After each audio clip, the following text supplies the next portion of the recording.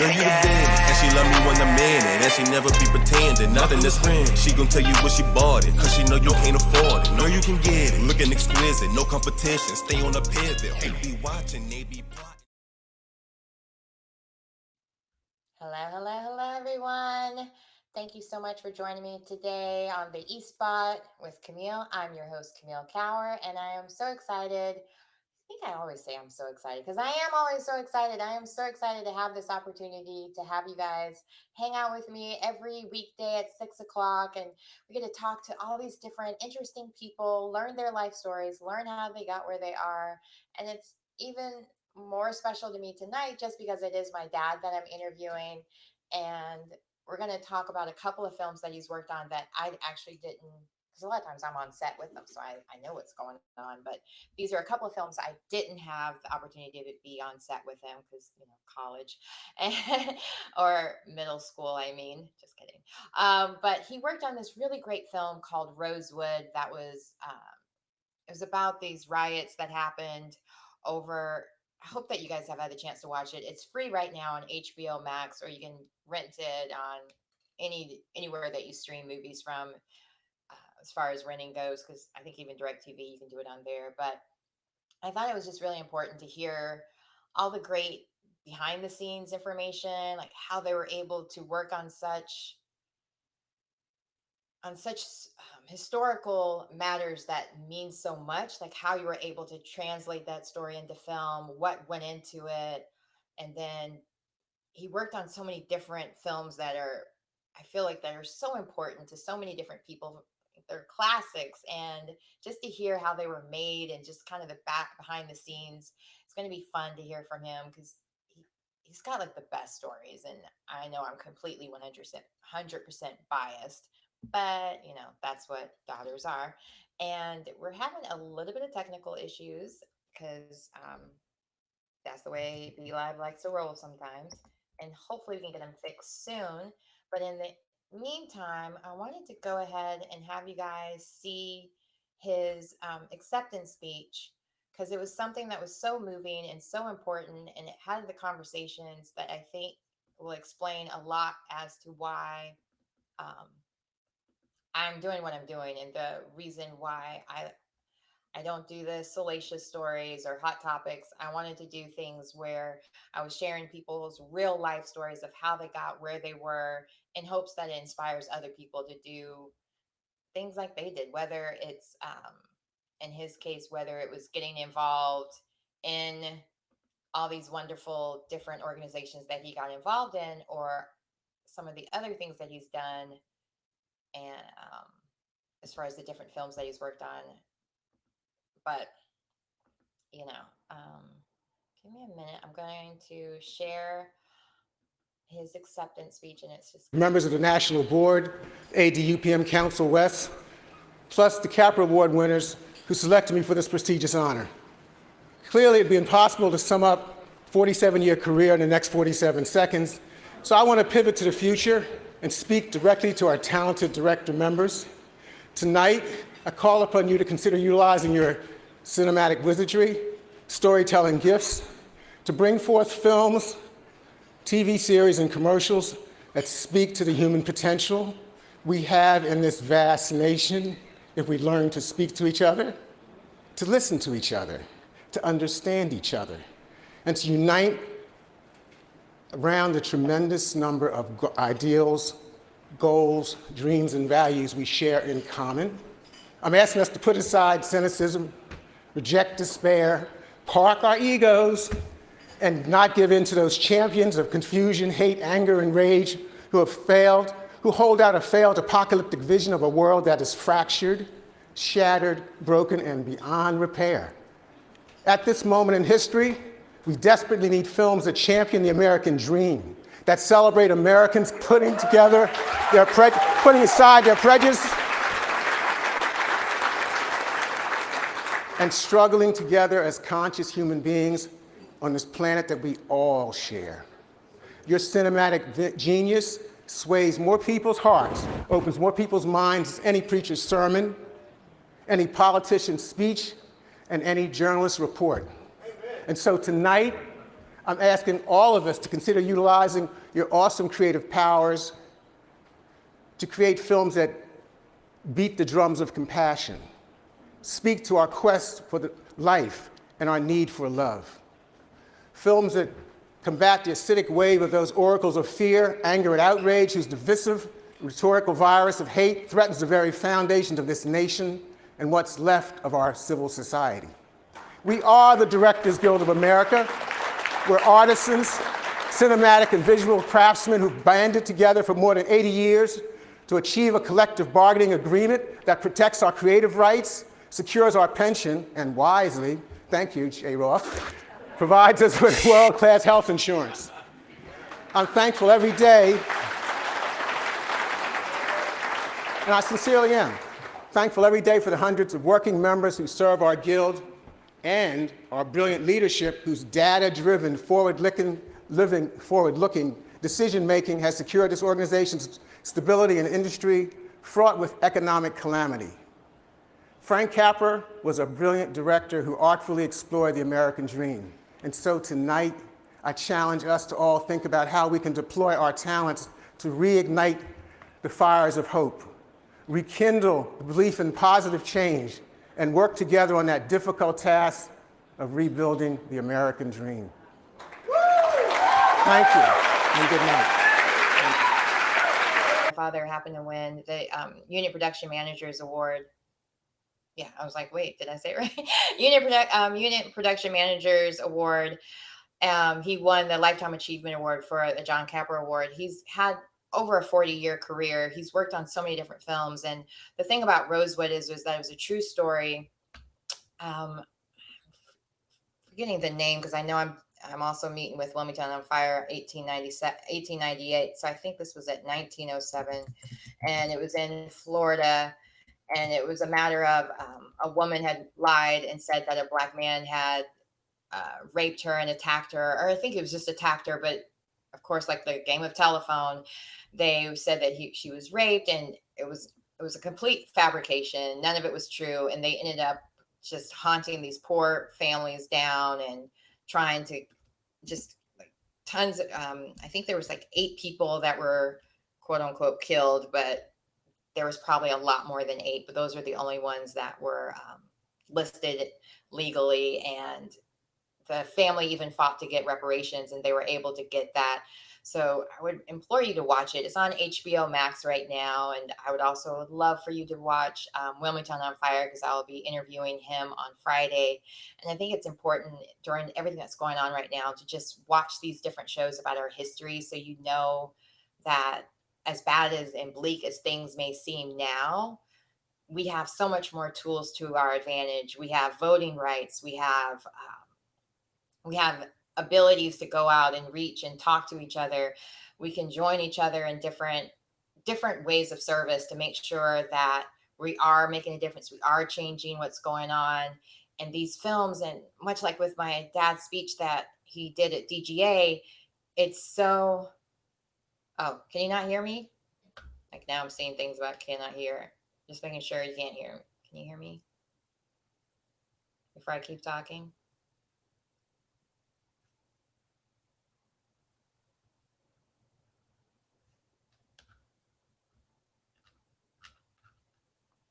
Just making sure, because I don't know how long ago that message came up, because I was looking that way. Well, I'll just keep going until I hear somebody say that they can't hear me. But in that speech, he made a point of saying that entertainment, the reason he even got entertainment, he said in his last interview that I had with him, because he was working for SNCC, he was working with Freedom Riders, and he was coming down to the South from Philadelphia, helping people get access to voting, being able to vote. Oh, great, you can hear me. Okay. He was doing all these different things down in North Carolina, down in the South, not just North Carolina, and noticed that so many people who maybe couldn't read 100% or could read all the different pamphlets they were handing out, they were making these cartoons and illustrations so they would understand what they were talking about, to get the idea of how important it is to vote, how they could vote, what they needed to vote. And from that, he noticed that he would have a bigger, better platform. And, a couple of incidences with police where he was able to take that time to really think about what was going on when he was arrested for helping people to vote all the charges were dropped. But anyway, during that time that he was in police custody, he had that time to reflect on everything and realize that entertainment had such a greater platform because so many people could watch a movie and be moved by it and want to make a difference or change the way they're living or just get inspired by everything that they're seeing, and wanted to do that same thing with entertainment. So he started working in entertainment. He went back to school at Temple, and he did a lot of great things there in Temple as well to try to make it a more inclusive environment, because Temple was right in the middle of Philly in an area that it was predominantly Black, but yet they weren't really open to the community, and wanted to make sure the community was able to have more access to Temple as well. But anyway, so he got into the entertainment field and did all these wonderful films. And he made a point in his interview or his acceptance speech. He could have very easily made a point of saying how great everything he's been doing, how all of his films have been such an inspiration. But instead, he made a point of, because it was 99.9% all directors and actors, the people who create the stories that we watch, they were all there, whether they were like it was Judd Apatow who was hosting it, but some of the people I remember seeing there was Kevin Bacon, Amy Schumer, Jordan Peele, so many more. I don't want to go down all the names, but they were all there, and he had this opportunity to speak to all these different directors and producers, and wanted to make sure that he begged them basically to start making films that would give people hope again, that would encourage them, that would let them see that there's a better opportunity, there's a greater chance. And that's why I just love having him on, because every movie, everything he's worked on, his goal has always been the same, of making sure as Americans all together that we were inspired not only by the film, but also in our own lives to try to push for greatness, to make sure that we were involved in our community, that we volunteered, that we vote. And it's important even on the local level, because those are the ones that really affect the everyday, whether or not we have great school systems, whether or not we have access to great health care, or even just with everything that's going on right now with that. Because sometimes people only want to vote for the big elections, which are very important. Like November, don't get me, well, not even November. There's still people that have to vote June 9th. And I just want to make sure that you guys know a lot that my dad has done, and just why I had him on. And I don't know what happened, why he hasn't come back yet. Oh, there we go. Okay, let's see what happens this time. Everybody cross your fingers. Oh, you got to be kidding me. I just saw him and then he disappeared. Can you hear me? I think it's I don't know what's going on. I'm going to try one other thing. Bear with me. It might change. Oh, nope, he's back. Okay.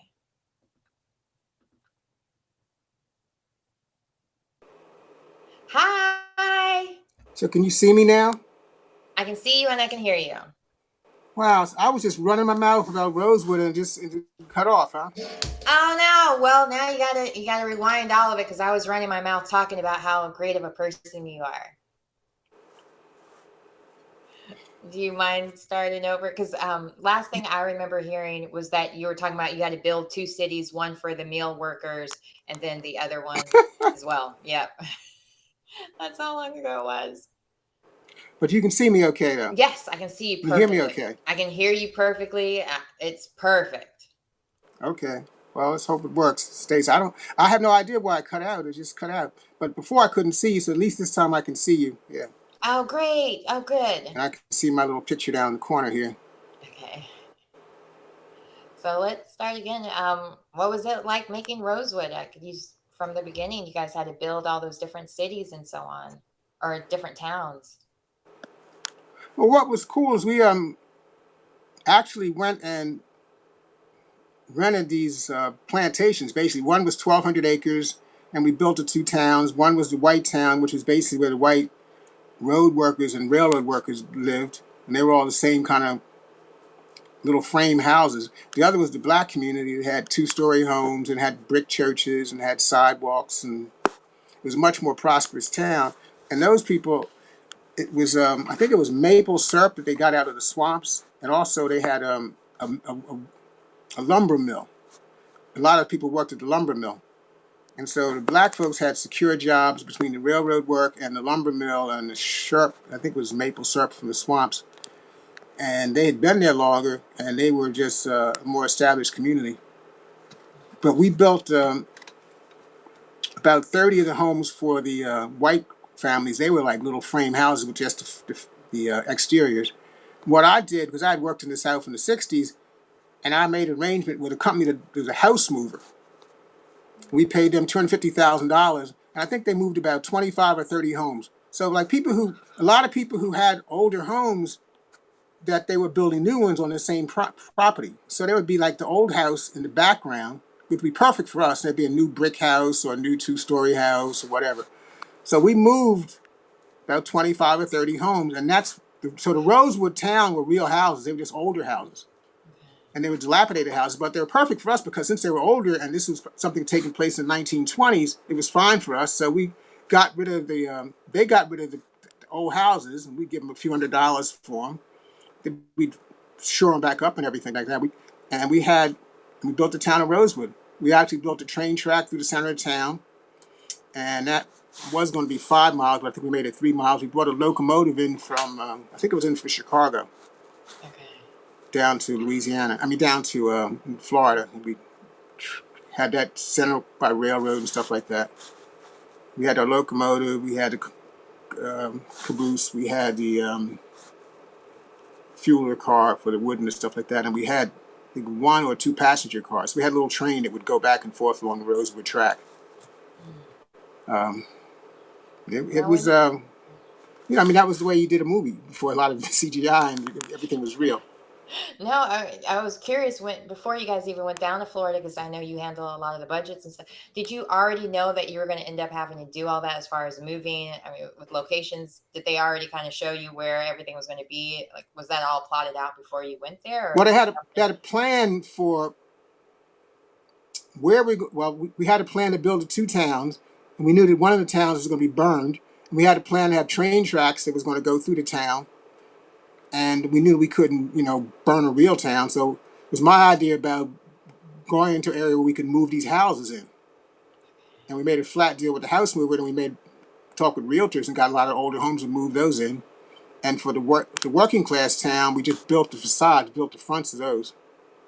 So we built like 1 house and then make 30 of them knock off. So that would be the working class white community.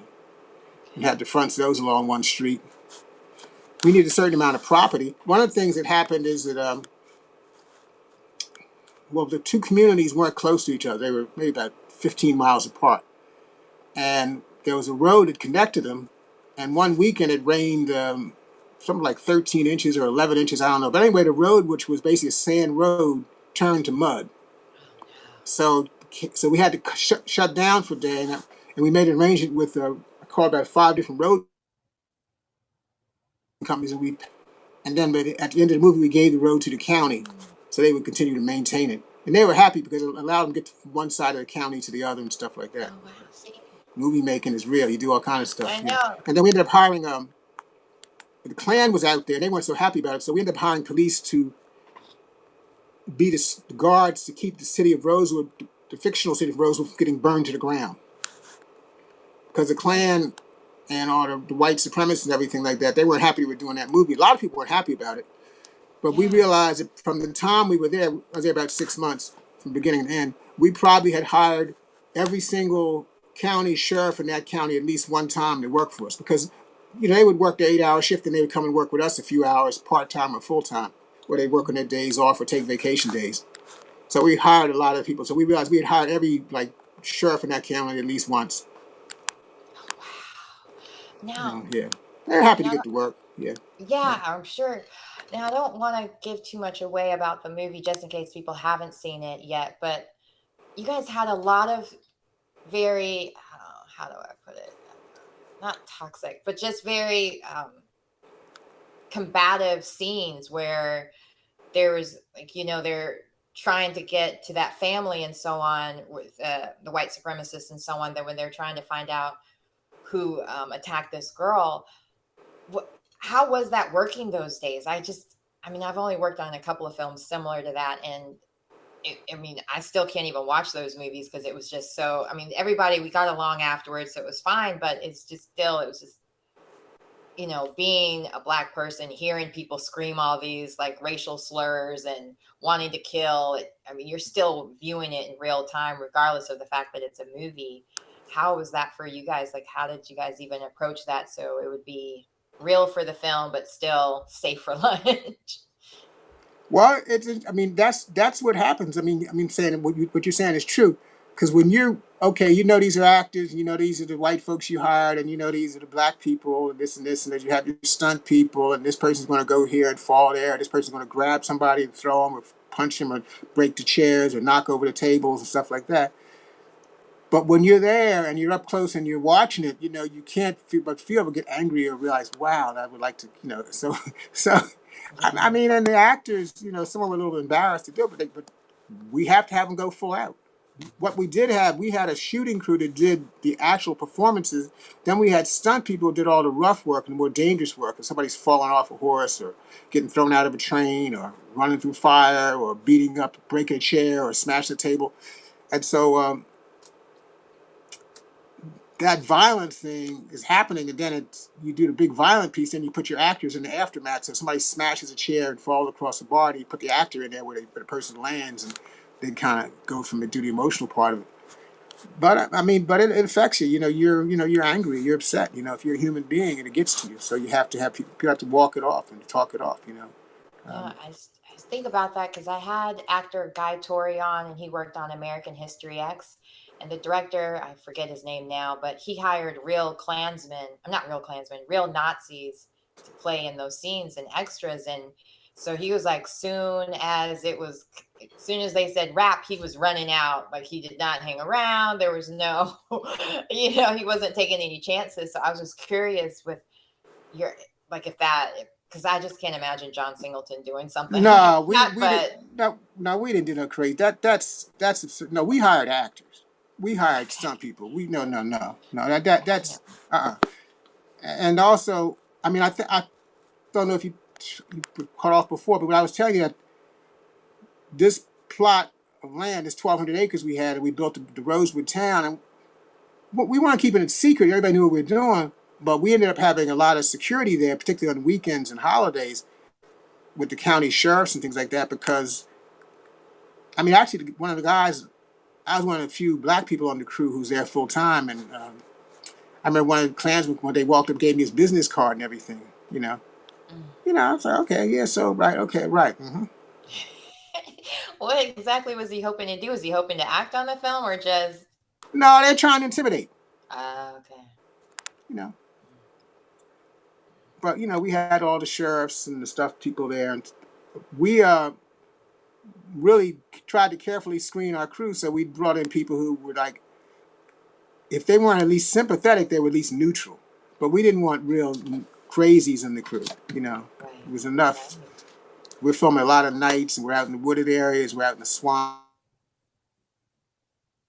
and bears, and you don't have to have fools among your payroll. No, I can. So no, we didn't tolerate that. When he told me that, I was just like, wait, what? Like, I almost want to watch the movie again just to see how they were, just to see what he had to endure again, because it was such a long time ago.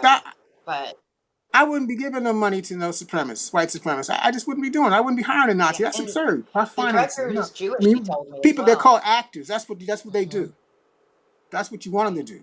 Because they can get into character, they can read, they can study, they can learn. Yeah. I mean, we introduced our actors to some of the real family members and people from the community and stuff like that. And we filmed right north of Sanford. I think we were right north of Sanford, California. Sanford, Florida is right north of Disney World, which is at the center part of the state. And Rosewood was further north, the actual town of Rosewood. And I wasn't on the payroll at that time, but when they had surveyed up there, the people up in that area and the white community up there was still so hostile that they just deemed that area was unsafe for us to film. So basically, we filmed maybe 200 miles further south in Florida, in central part of Florida. Rosewood is on the northern part of Florida, up near the border. And I guess the people when they were, because I was on the movie about 6 months, I would say, and I think I was probably on there maybe 4 months before we started photography. But people who've been on even before that had assessed that that area of the real Rosewood, that those people would have never been cooperative. Right. Matter of fact, I do remember, this is interesting about white people, I do remember that I became, well, because I was, handled the money and the contracts and the business affairs. And so the guy who owned this 1,200 acres was an older white guy. And when he comes to my office and he says, Dwight, when I was a young boy, I'll never forget this. There was, well, be honest, there was this lynching in my town. I said, yeah. He said, and my mother, she grabbed me. And I said, oh, she grabbed you to take you away? She said, no. She grabbed me to take me outside, to take me to the lynching. And I'm thinking, wait a minute. I'm a black man. I ain't never been anything better about black man. Why does this older white guy want to tell me about, he can remember as a child his mother taking him to see a lynching of a black man? I thought when he said a lynching that he was going to say, oh, she grabbed me and took me away. I don't want to show me horrified. But apparently lynchings at that time were like the circus coming to town. So everybody went down to see this person get killed. I remember from growing up that you would have these pictures in our house of the lynchings, and I remember always seeing children there, and that was always that stuck to me, is that where are those kids now? Yeah. Because it wasn't that long ago, and it was like that's probably some of my friends' grandparents or uncles, or I mean, you just don't know in that sense, but wow, because it wasn't that long ago. A lot of people assume, because a lot of those pictures are black and white, they just automatically assume it's hundreds of years ago. But I mean, clearly he was still alive. But I mean, I think that people didn't view black Americans as people. They had more sympathy for their dog or their cat than they did for a black man or a black woman. And that lynching was to keep us in place, to terrorize, That's why they leave the bodies hanging up. When we scouted, not just on that movie, but I remember some other movies I did in the South, and I would be on these various plantations, and there'd always be one place on a plantation or a town where they would say, that was the tree, or that was the bridge. The bridge was where they put the chain and put it around somebody's neck and threw them over the bridge and choked them to death, hung them. And the tree was the same. Some of those trees still had the tire chains around them where the chain had been there so long that the branches had grown around the chain. I remember that was in places in South Carolina I used to do a lot of movies at that time when they had movies of the week. I did a movie about the Scottsboro Boys and a few other things like that where they were, these real southern plantations.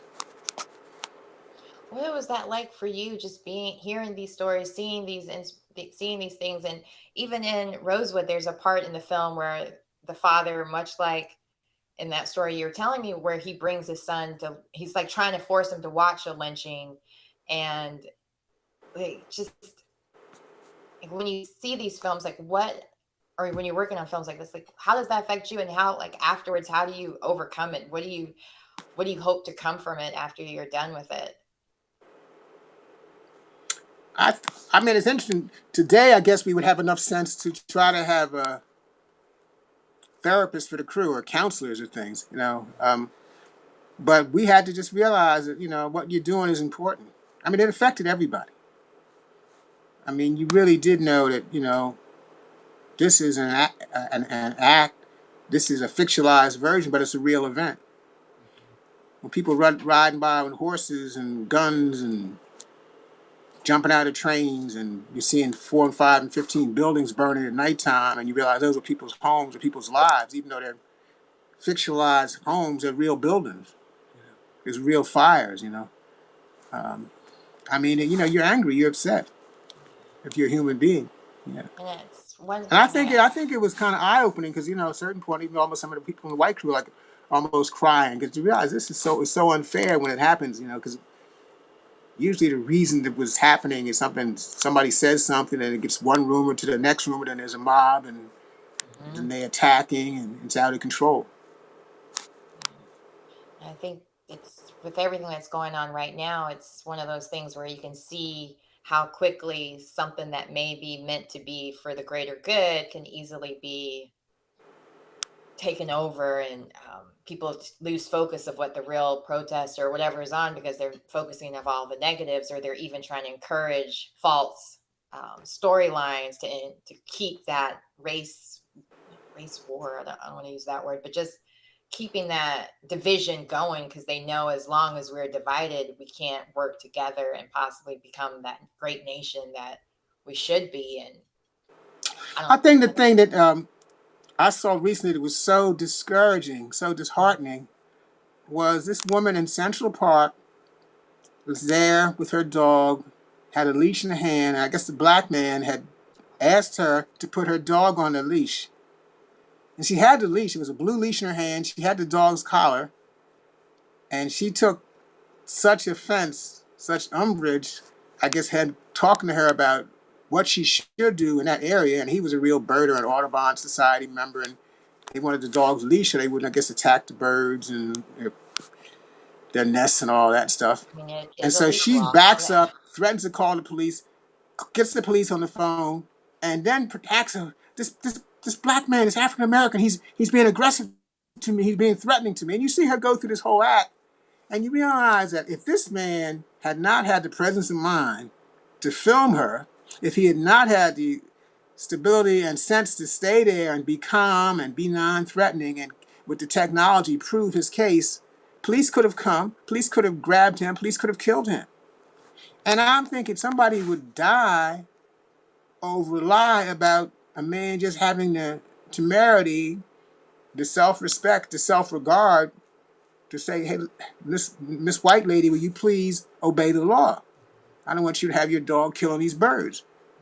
I mean, I guess the horrible thing is, George Floyd, so he's dead because a merchant, not the owner of the store, but somebody working in the store, called the police about what they suspected, not what they had evidence to. What they suspected was a fraudulent bill, a bill that was an illegal bill, a bogus bill. And so the police come and they grab 3 people out of a car.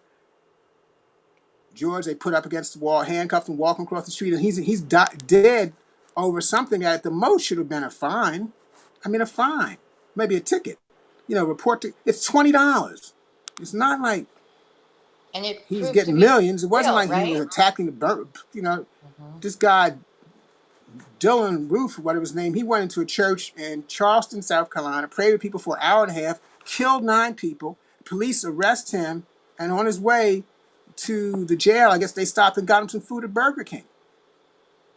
I mean, he wasn't beat, he wasn't dragged, he wasn't killed. He's a murderer. I mean, they come to so a white guy can kill people and get fed by the police, and a black man who's listed as a suspect on a bogus $20 bill. There was no merchandise exchange. Right. So nobody got anything. No crime It wasn't was a robbery. committed. It wasn't even a robbery. So he's dead. He's gone. His girlfriend's gone. His children are, don't have their father. His sons don't have their brothers. It's So unfortunately, the kind of rumors and the kind of fictitious tales and mob mentality and white supremacy that gave rise to Rosewood is still with us 100 years later. Because that was 1922, so this is 2020. So 98 years later, people still have that sense of entitlement. That sense of weaponizing the police in their favor too, yeah. to encourage the violence against.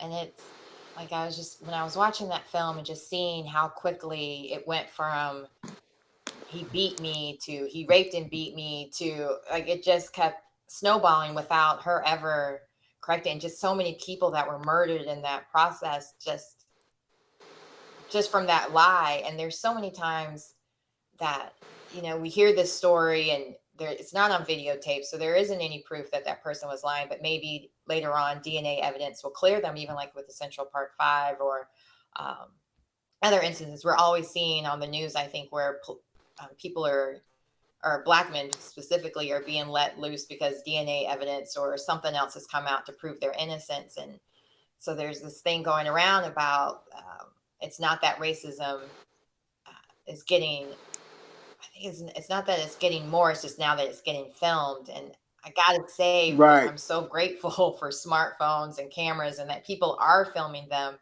And just so there is that proof that it was innocent, because and I know they're giving the 17-year-old such a hard time that she didn't step in, that she didn't do. And you're like, what was she supposed to do against 4 armed men? Who are you supposed to call when it's the police? I mean, we should bless that 17-year-old girl, because she's given anybody who thought it was paranoia or wives' tales or He must have did something to incite it. Yeah. victimization. That, hold it, here's real evidence. 8 minutes and 46 seconds, and you could see somebody pinned to the ground, handcuffed, with a police officer on his knee, while at least 4 people are off camera telling that officer what he's doing is killing somebody, and he's check it, he's about to bleed, he's not breathing, check his pulse, you're killing him, get off him, and that girl had the presence of mind to just stay there. And then when there was a threatening police between her and I think his name was Derek Gavin or something like that, the one who had the knee. Derek Chauvin So or something. if she hadn't given bad us with that names. witness, that technological witness, I think a lot of people in America wouldn't believe it. What's interesting, though, about now and 1992, when there were riots here, or 1960s, is that the composition of people who are out in the streets, this is not just African Americans. This is not just Latinos. This is now a cross-section of America that has had the evidence put in front of them. So they can see that there are people out here who we're paying their dollars, their salaries, their pensions, their health insurance, and they are killing people. They are killing people And for getting away nothing. with it. That's the part. Because when you see it on the other angle, George Floyd was being held down by 3 people. 1 on his neck, 1 on his chest, and 1 sitting on his legs. And he was handcuffed already. And the most recent autopsy, I guess, is saying that the chest compressions and the neck compression stopped breath getting into his body, and they believe that's what stopped his heart. And that's what blood to the brain, and that's why he died. So It's just so upsetting, and just like reflecting back on the movie as well. Just unlike, they didn't have access to police that they could call or that would protect them or take care of them. And like seeing that later on, they were able to get, I wouldn't even say reparations, but they were able to get, I guess, some of the family members of the survivors. Florida did apologize and try to kind of right the wrong. And just looking forward to this. What do you think we need to do to move forward from this to make things better? Because, you were involved in SNCC, you were involved in Freedom Riders, you lived through the civil rights, and you've made all these different movies about these different things. So you had to also study the historic value. But I know from personal experience, you already knew, more about Black history probably than most historians even. So, like, what do you think we should do next? What do you think would be? What do I think we should do next? Or, I think that what is really important is that people are doing it because of this video. People are getting educated, they're getting involved, and they're making demands. What people shouldn't be doing, though, is following your emotions. You want to do the things that are going to get victory, that are going to be successful, that we're going to win. And to me, win means that we don't have the next George Floyd, that we find a way to rein in these police. We find a way to stop these murders. We find a way to have some kind of civilian review boards. We find a way to retrain the police. We find a way to get these cities and counties. I think there's something like 17 or 1,800 municipalities in the country, so that are 17 or 1,800 potential police forces. So some are probably wonderful and sophisticated, and others may be just totally out of control and corrupt. So we have to, as citizens, get our police back under control. We don't want a police state. We want a state that the police work in our interests, not in theirs. And I think that it's clear that one of the things that we learned in the 60s is that we had massive organizations, and there were about 5 civil rights organizations at the time, that there were also massive infiltration and people there to corrupt, subvert, or destroy those organizations. And they brought in people we'd call agent provocateurs. You're having a peaceful demonstration, a march, a pray-in, or anything, and there'd be somebody out there starting a fight or doing something in front of the police to embarrass your organization or grabbing somebody, creating conflict. So they see this thing in Minneapolis. I have a good friend of mine who was living in Minneapolis, and he was sending me texts live streaming the night when it first happened. There are people going around, and they'd be demonstrating on First Street, and people over at Fifth Street would start breaking windows of stores that weren't even in the area, but they were demonstrating where a police station was. The police station where this particular 4 patrol officers were coming from. That's where there was a large crowd. And people went across the street and started attacking the AutoZone, and they have photographs of people who were doing that, dressed in all black, and they don't know who they were, but they were apparently white people who started breaking windows and throwing incendiary devices and starting fires in businesses. And it really, people are now, it's 8 days later, people are talking about the violence. We're not talking about the victim. People are talking about the anger. They're not talking about the solution. And we need ways to have the kind of legislation, the kind of courts, the kind of indictments to put these officers in jail so they can never do this again, and to make sure anybody else who's a civil servant, a politician, a police officer, a governor, a mayor, and so forth, will be our ally and not our enemy. I mean, the good news is so many people have seen the evidence from this young girl's video, and so many people are taken to the streets in the daytime.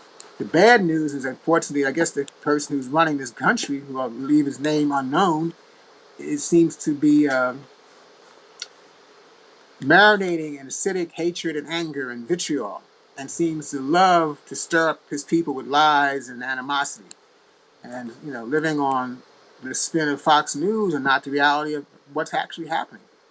So we have got to be really careful where we get our information, and we got to be thinking about what is really in our best interest of us as Americans to keep this country together, so we don't have a third world country, so we don't become a police state.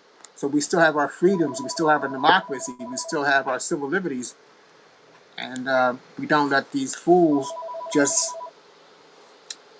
get us boxed in. Because everybody's angry and everybody's frustrated, and we're all sad, and unfortunately with this pandemic, which has made our health conditions worse and put us even further in jeopardy,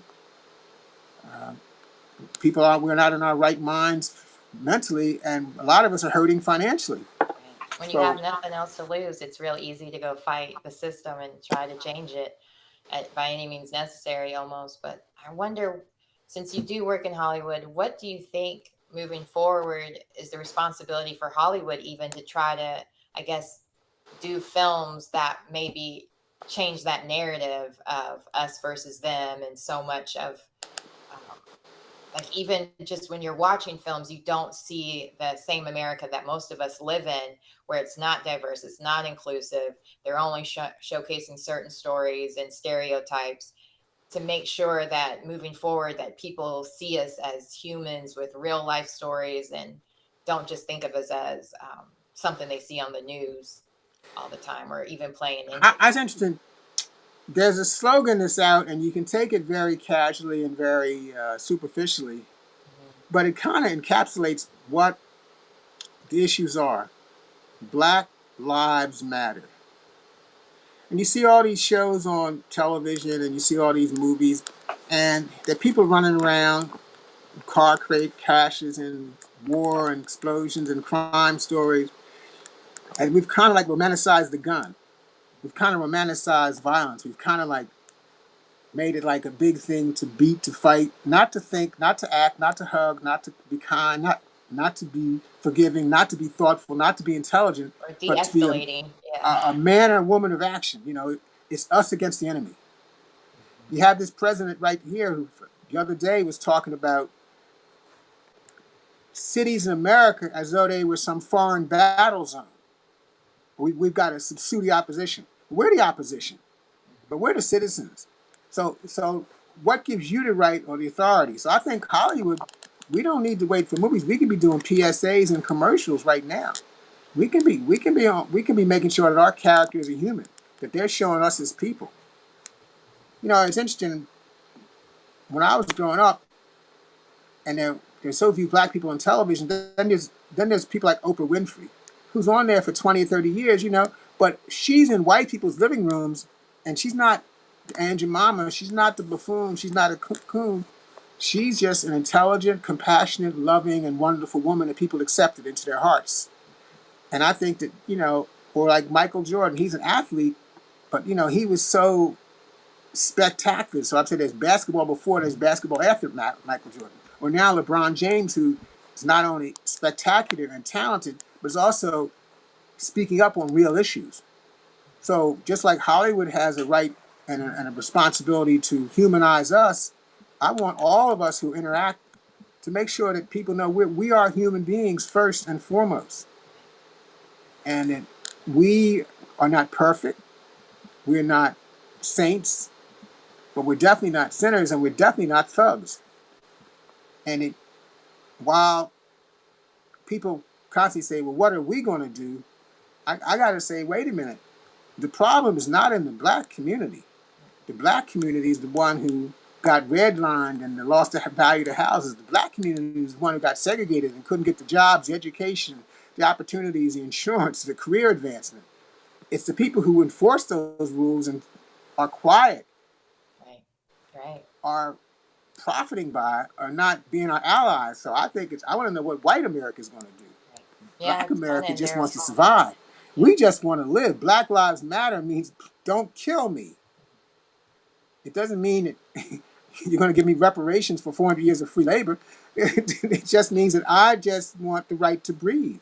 I want the right to also have a life, liberty, and pursuit of happiness. I can't be happy when I'm dead, you know. It doesn't mean I want to marry your wife or your daughter or live in your neighborhood, but I want to have a neighborhood. I want to have a wife. I want to have a daughter. I want to have an education. I don't want my life to be subscribed to just all I can do is work in the back room somewhere. So I think there are many, many things that this death of this George Floyd have made people think about, because it was so vivid, it was so horrible, and it was so long. I mean, it is 8 minutes. It's not like a gunshot and somebody's gone. And he's there. And he was. Other thing is that I think people have to think about, just like Eric Gardner, the man in New York who was 6'4", and apparently George Floyd was about 6'7". These were big men who are brought down by these shorter, smaller police, who maybe are intimidated by them, who maybe it's their size and they're the buck. You know, They were also saying with Derek that they worked together at a nightclub together, and that George everybody liked him, but the police officer, he was a hothead and he didn't get along with as many people. Yeah, the people call him a gentle giant. Yeah, so we don't know if that's the backstory or not, because who would ever intentionally hold somebody down with their knee on their throat when so many people are warning you, alerting you, and telling you that what you're doing is wrong. And you see you're on videotape too. Yeah, so for such a long period of time, even when the EMS, the emergency medical people, are there, he still didn't take his knee off the man's neck. So I don't know if it was intentional. I don't know whether it was just his mindset. I don't know what his mental state was, but it was clearly murder. And hopefully it's letting people know that this is what's going on. And if you can see somebody on a video murder somebody in the daylight, when he's not drunk, when there hasn't been a riot, hasn't been a robbery, hasn't been a fight, what else is happening? Wasn't reaching for anything, yeah. What else is going on? And I think that's why, I think there's 140 cities in America now, people are demonstrating it as of last night. It might be more. That people have woken up to the reality of what we in the African American community have been saying is not a rumor, it's not conspiracy, it's not a myth, it's not paranoia, it's the reality of living in America today.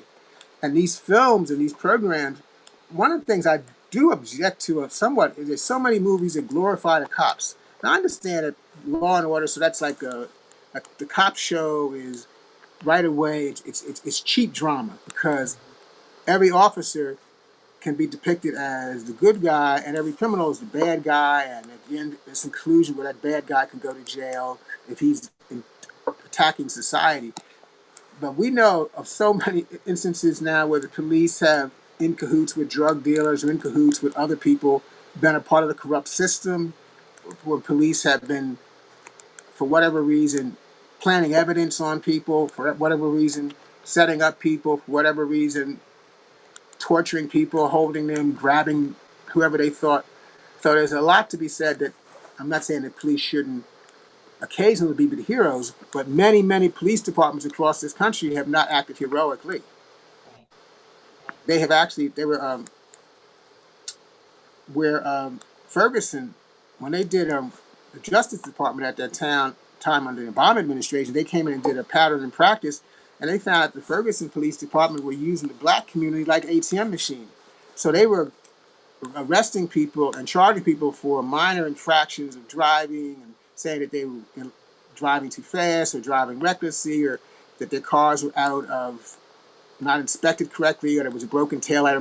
Many, many minor infractions and racking up. At one point, I think they said somewhere 15 to 20% of the income of that town were for the kind of infractions that were primarily enacted upon the black community. So the black community sort of was almost being a black tax, the revenue stream of the police department. And maybe police commanders were doing that because they were trying to justify their salary so they could have more officers and more overtime and more equipment. More bonuses. But this poor community that's already been segregated against, has already been victimized, has already been excluded from the better jobs, the better education, the better housing that appreciates and value, is now getting, when they get in their car or walking down the street or in their home, getting tickets and getting bills and getting additional charges and court cases and maybe even going to jail as a part of the Ferguson revenue stream. They now, in this Minneapolis, I guess the Justice Department is now going to go back and going to look at 10 years because they're going to investigate what the police have been doing. Because people realize this officer wasn't alone. There were 3 other officers there. So that means 4 people today in America in the 21st century, the year 2020, believe they can tackle somebody, throw them to the ground, and hold them on the ground for 9 minutes while people are photographing them, while people are yelling at them in the daytime for a non-violent offense that they would probably walk up to a white person and give him a ticket or maybe give him just an appearance date, but definitely wouldn't handcuff him. Or maybe they would have checked the dollar bill to see if it was fake or not. To see if it was right, see if it was a fictitious bill. Yeah. I don't know. I don't know. I'm very excited that the composition of the crowds now is so much different than it was in the 60s when it was primarily black people or it was primarily white college people. So this is America all over the city. And it's nationwide. It's Philadelphia. It's in Florida. It's in they said it's in all 50 states. Right. And it's also in Germany. It's also in Africa. The people in Nigeria are demonstrating with George Floyd's name, which is amazing. People in Paris, people in even Iceland. I saw that Iceland was even doing something. Iceland, yeah. So I've been obsessed with Iceland ever since I had the guy from Iceland. Don't worry, I won't move there. It's too cold. But I was like, oh, no, only 10 deaths. I'm interested. So wow. Okay. Well, I want to make sure we also talk about some more of your films because this is all been no, because you're right, you worked but you were a volunteer. You did the Freedom Riders movement. You were a part of the Civil Rights movement. You're part of the reason why I can vote here in North Carolina is because you came down to the South from Philadelphia. So I wanted to hear your side because you're seeing this happen kind of again, but differently, and just wanted to hear, and not just for me to hear because I could just call you, but wanted other people to hear as well because you've been through it before. But when you were talking about the different things with the corruption, I know you worked on a film called Strapped where they were showcasing the police corruption. And I wonder, did you get any kickback or not kickback, or were there any challenges with that? Because it was filmed in New York City. It was about cops getting guns and selling it right back into the black community and just kind of keeping that cycle going. That was Forrest Whitaker directed that, and it was one of his first directorial debuts. I mean, the great thing is that Forrest Whitaker is such an extraordinary actor. So that we knew once we could get him and the actors alone to just do their moments, it would be wonderful.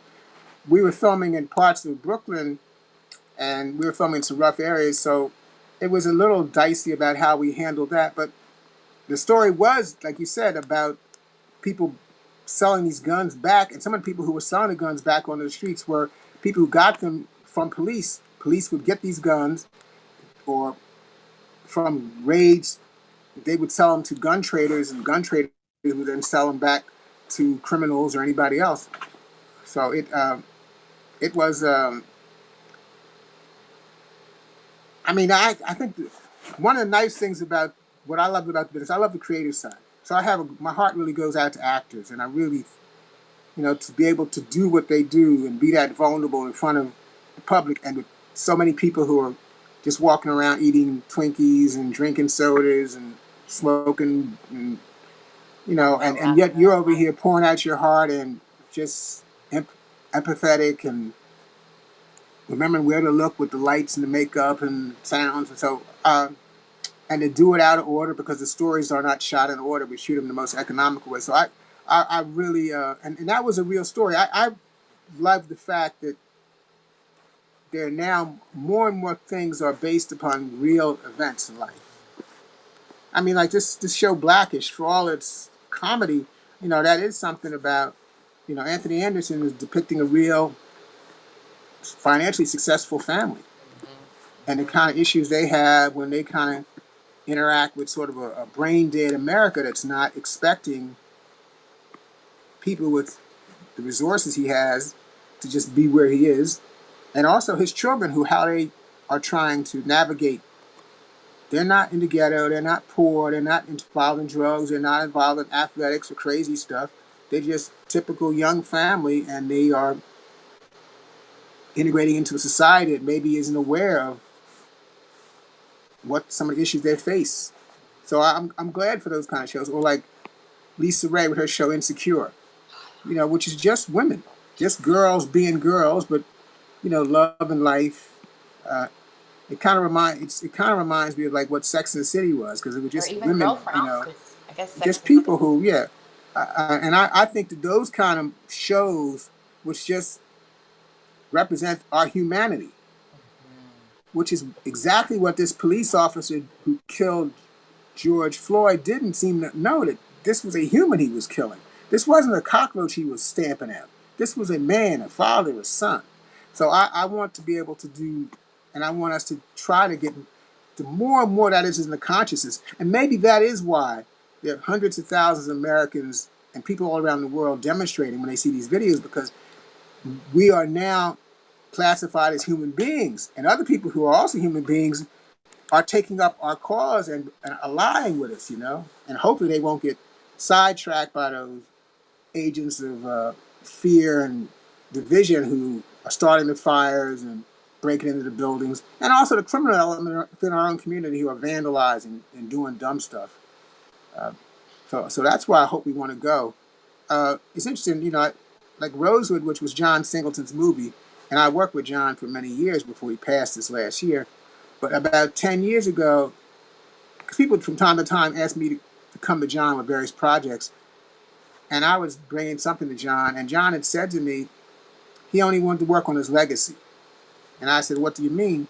And he wanted to work on things that were of consequence. I mean, there are these popcorn movies that are fun and action, and they make a lot of money, and you get a lot of money for them.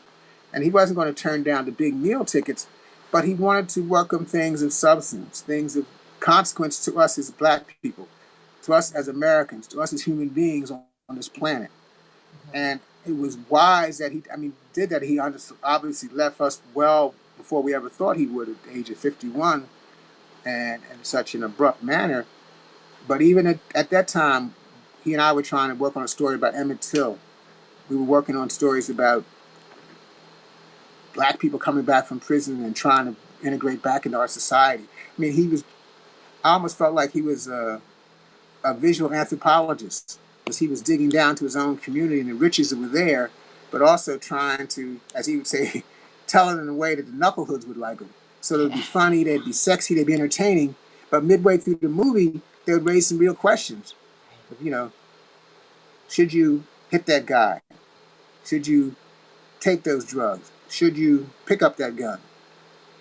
Are you going to be a good father? Are you really cheating on this woman? What if this was your mother? You know, just kind of really earthy, consequential things that we need to think about as a community. It's not about the outside world, but how do we take care of ourselves? How do we self-heal? So, I'm just love the fact that I've had opportunity to work on some films of consequence, some films of substance, some films that raise real questions. And I think that that's what I hope Hollywood will continue to do for us and our people. Now, I know that you're a diversity chair for the DGA. Has there been any conversations moving forward how they can kind of bridge more gaps or even make a point of having more of the decision makers because it's great to be in front of the camera, but what really happens, what really makes a difference is the people behind the camera who's making the choices, who's casting the people, who's making these stories, who's deciding what will get greenlit or pitched or whatever. Has there been any conversations yet that you know of to kind of start changing the narrative and making sure that films look more like a real America as opposed to this very isolated version or very segregated storylines that they're doing? Well, you know, that organization is the Directors Guild of America. So it's like the director is maybe the person who comes in and designs the building after you've raised enough money to build a building and puts it all together. Okay? So we're not the producers, but some directors are producers and directors. Some directors are writers and directors. But the director is responsible for the visual elements and the drama and, you say, unifying it all together with the director's vision. And there's a lot of energy. They've released, our guild has released a statement, I believe it was 2 days ago. And my group, the African American Steering Committee, we released a statement today. We went online just a little bit before I was talking to you about our comments about it. But we want people to join the struggle, to be a part of it, to acknowledge that there's things that we can make the country a better nation, a safer nation, a more hospitable nation, a more welcoming nation for everybody. This is what America was great for, and unfortunately, this current administration doesn't seem to be aware of that. They try to, I guess, pull up close the gates, pull up the ladders, batten down the hatches, and shut off America from the rest of the world. But we are a multicultural nation, and we're an international nation, and we are interdependent among each other. So I'm hoping that my group, the Directors Guild, and others in the industry will just use our resources, our power, our prestige, our platform to spread our humanity and link arms together so that we all want our children to prosper. We all want our families to be safe. We all want to have a future where we can be the best that we can be in our life. And we can do that without crushing, exploiting, or taking advantage of others. There's enough for everybody. You know, I don't think that all the flowers in the field don't have to look the same for them to be beautiful. All the trees in the forest don't have to be the same for them to be a forest. So while I'm vehemently opposed to white supremacy, I'm not opposed to people loving themselves and want the best for them and their family, their community. But I don't think you have to do that at the expense of anybody else or everybody else. And I'm glad that we have this electronic and digital world where something can happen. You know, this man is 8 days ago in Minneapolis, and now people in Nigeria and people in Ghana and people in Paris and people in Venezuela and people in Cuba and people in 140 or 50 cities in America and in all parts of Europe are joining our cause for a just and a better world. And people who don't recognize that or not with that, they're just part of the 19th century. They're part of the 16th century. They're part of another part of history that has to be washed to the dustpan of history. We've got to look forward. We got to look better, and we can, and we will. I'm excited about the idea that this won't be in vain, because there's a video of George's daughter who's saying, "My daddy changed the world." And Yes. yeah, and that's what I'm hoping for, that as sad and as horrible what happened to him, but because we all were home, we all had that chance to see it. But I mean, you couldn't escape it, whether it was on social media, the news. There was just nowhere you can go without seeing something about it. No matter who you are, where you lived, you saw something about it. And I guess it was kind of also that perfect mix of everybody being home, not having not having anything else to do, where they Yeah. really could just keep learning and reaching out to maybe people of color in their families or friends and just learn more, or even doing the work themselves and not putting that labor on us when we've already been, I mean, we've been living this experience and don't really want to, or maybe some don't really want to have to explain the talk to them that we've gotten since we were old enough to know that we were going to be faced with racism or put in a position where we might have to be in police. Because I remember you teaching me, I don't even remember how young I was, but how to, when I get pulled over, how to act towards a policeman. And I remember thinking, why would I ever need to know this? I'm never going to, they're never going to bother me. I'm a private school girl. I have a pretty much upper growing up, people made the jokes of calling me even Hillary. Like, I just didn't even see, I was very naive to the idea. And when I got my car, I definitely found out, because I was always getting pulled over and I never got that benefit of the doubt. I never got, well, maybe once I got the benefit of the doubt, but for the most part, I always got a ticket, or I got a phone, or they knew my uncle. So that's the only reason I didn't get a ticket. But it was, yeah. So it's just like, it's one of those things that I'm hoping for the future, that for your granddaughter, my child, that this is not something we have to keep dealing with, and that, that hopefully this is the last time you'll have to see something like this with protest in a way for something over this. Like, I don't mind doing it for climate change, or, let's do something else. I'm tired of dealing with racism and having to explain that I'm human as well and deserving of equal pay, equal health care, equal education, and so on. So I'm hoping that with the strength of the arts and everybody being home and having that chance to really take the time and look at all the different things that are happening, whether it's the social media stuff that's posting, that's giving people tips on how to move forward, how to be a better ally, how to be a better American, or even with films that might come out in the future, or even like you were saying with the PSAs, maybe that really speak to people. Because I think it's, like you said, it's not on us. It has to be on the people who are actually benefiting from all this racism, whether they want to admit it or not, or don't want to call it privilege or whatever. But it's like, your experience is so different than mine, and that has to be considered privilege in that sense too. But moving forward, I gotta say though, I think that unfortunately, this is a very dangerous time for everybody, because there are a group of people out there who seem as very set on stopping any conversation, stopping any activities that disagree with them, and even using the military as a force to shut down movement of people who are not in alignment with their values. And they tend to be, older, white, authoritarian kind of people. And they have power and they have influence and they are moving.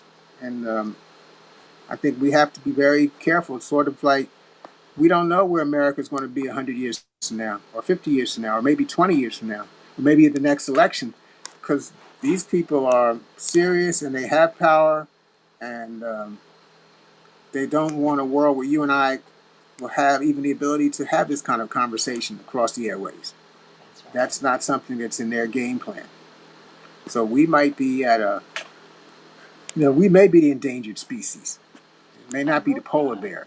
Yeah, look, I hope not, because coronavirus is enough, knowing that this the disparity with that, the enemy we can't see, and then the enemy we can. It's a feeling a lot like you're under attack. But I want to make sure that we kind of end on a happier note, because Well, I think the note is that we need to look out the window and look out the door and look in the mirror and say, what can I do to make a difference?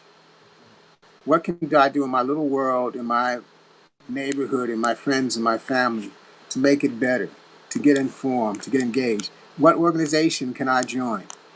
What organization can I support? What organization can I help out in, volunteer in? And we do that if we get organized, we get educated, we get involved, we get organized, then we'll make a big difference. We really will. A lot of people say, oh, I don't want to look at the news, it depresses me.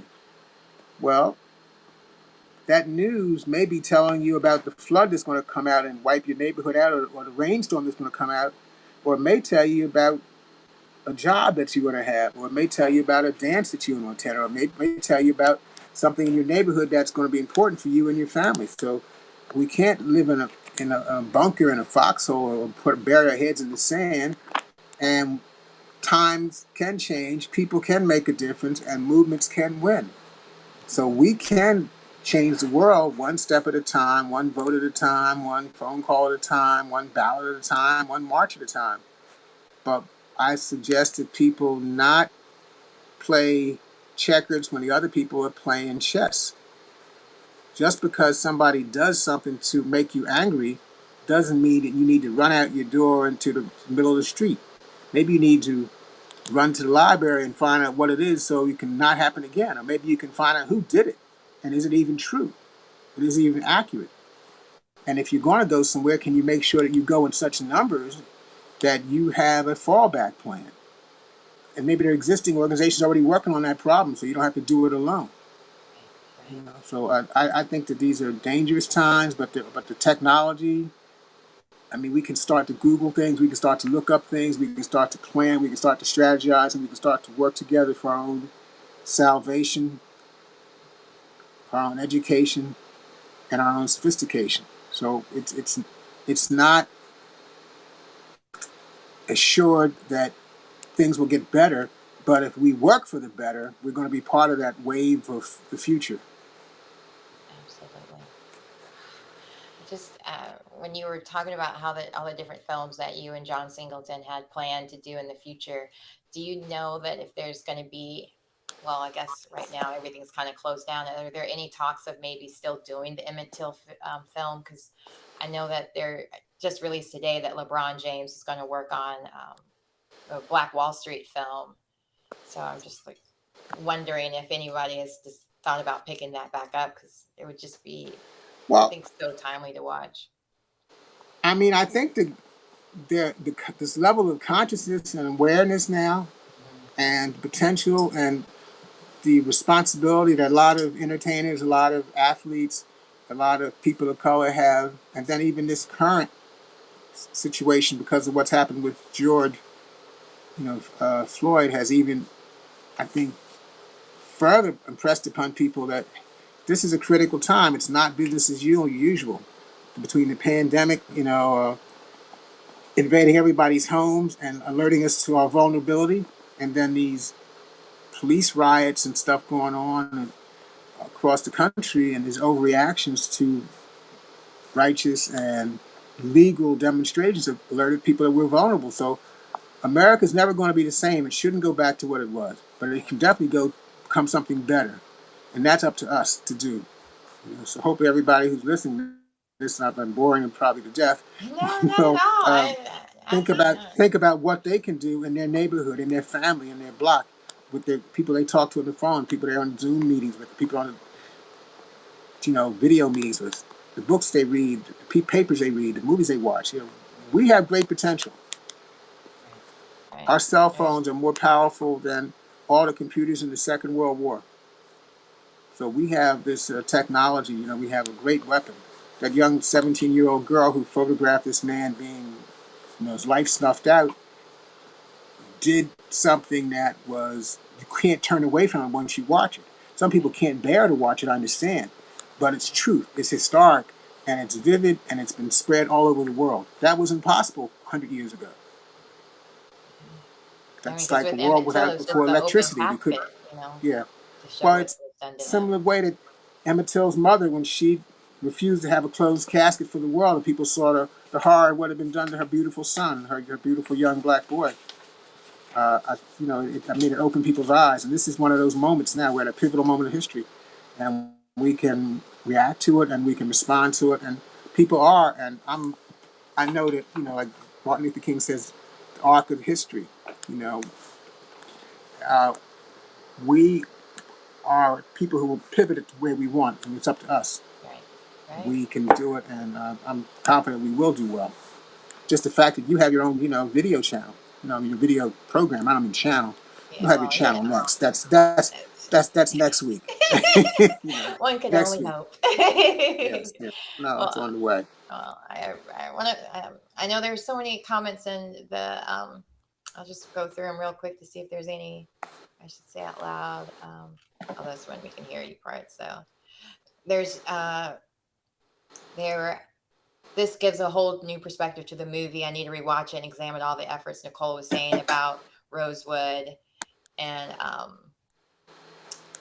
so they did bring up, Eugene brought up about that George's funeral will actually be here in North Carolina. They're doing a viewing here. I don't know if anyone's going to actually. I'm sorry, I can hardly hear you. Can you speak a little louder? Oh, yeah, sorry. It's my fault.